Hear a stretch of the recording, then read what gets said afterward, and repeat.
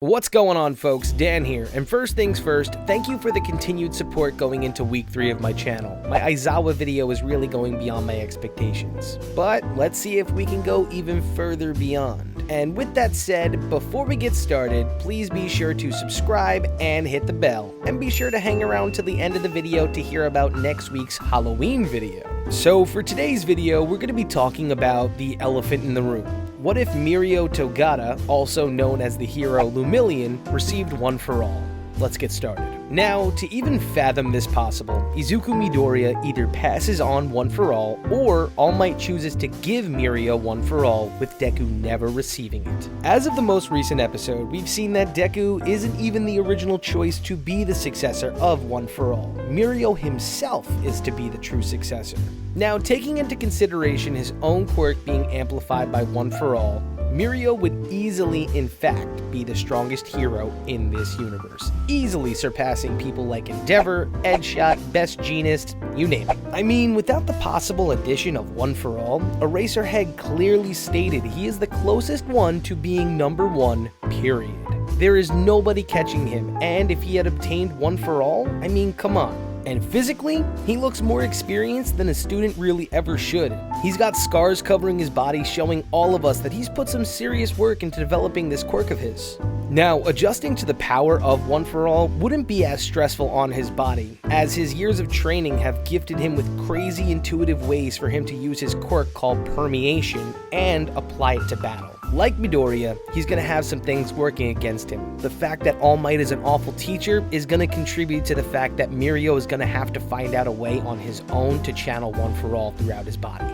Though with One for All, I think he would have to pretty much relearn how to use his quirk due to the amplification skyrocketing its power level.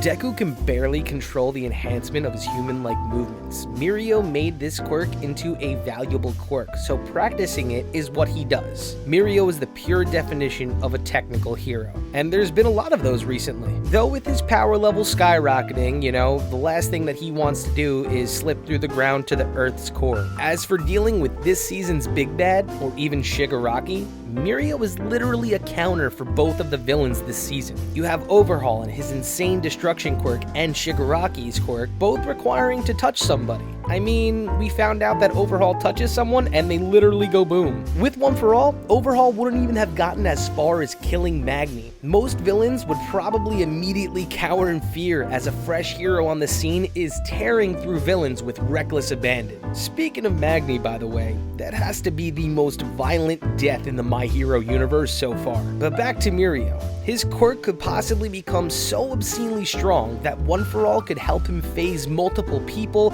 skyscrapers, who knows, maybe even like a meteor is coming for the planet and he's able to phase the entire planet. So if you're suddenly having some deja vu, you might have seen a similar version of Mirio's quirk in our Western comics, this being X-Men's Shadowcat, whose mutation Mirio shares a very close likeness to with his quirk.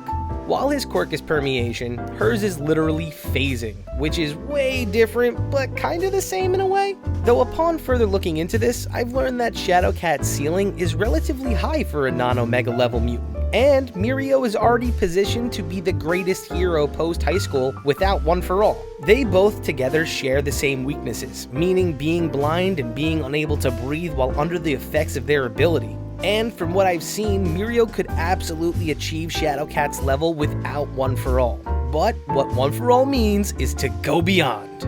This means an amplified Mirio, one capable of exerting extreme amounts of power. This means that the quirk could be so amplified beyond the realms of what we could possibly conceive. Forget constant intangibility for himself. Imagine Mirio's quirk getting so strong that One for All lets him extend his quirk to others, granting regular people the intangibility that he has. What if the quirk gets so strong that Mirio can take physics and literally throw it into the wind? What I mean by that, what if he can actually travel into the past or even the future? Now, to even go crazier, what if he could pass into an alternate universe altogether? That would be an amazing concept for a one-off movie. Combine all that craziness and you could have a short story where One For All users from all different universes come together to defeat an absolutely absurd cavalcade of villains. I think it would be pretty cool if in this universe, Deku becomes a quirkless vigilante instead. And I know some of you probably already know, but if you don't, the predecessor concept to My Hero had Mount Lady as the protagonist and saw Deku as a quirkless vigilante. Pretty cool, right? What if the successor to All For One isn't Shigaraki in this universe, but a bitter Deku? And the reason why Mirio is going around from universe to universe is he's trying to find these One For All users to gang up on his All For One user who happens to be Deku. And he rolls up on Deku's universe and has to ask Deku for assistance in taking out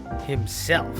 Though not before having a One For All versus One For All free-for-all between Mirio and Deku. But that's all that my brain can contain right now, ladies and gentlemen. If you could think of anything else that Mirio could possibly do with One For All, put it in the comments down below. Let's get a discussion going. Thank you all for watching this week's video.